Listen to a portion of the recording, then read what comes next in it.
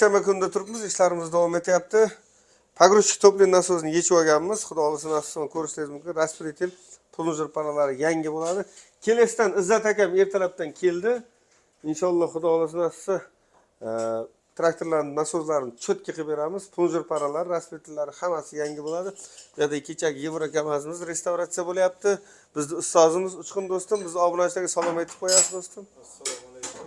Bizning ustoz ham sherik, ham uka bo'ladi, e'tibor bermaysiz.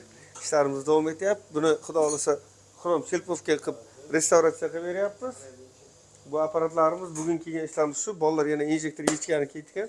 Ulardan xudo xolasa nasib video olib kelsa qo'yishga harakat qilamiz. Jigarlarim, hozir nasib qilsa, Alloh berib qolsa, tashqari sovqib keling. Jigarlarim, hozir nasib qilsa 99% bu yerda bizni kuzatib borayotganlar sadarka qanday holda portlashini biladi. Bitta ikkita akalarimiz yozyapti. Sadarka o'zi qanday yonadi, o'shani eksperiment qilib ko'rsatamiz keyingi videolarda. Allohim yor bo'lsin, xitoyliklar musulmon bo'lsin. Jigarlar, bizni obunachilarga salom. Xudo yor bo'lsin.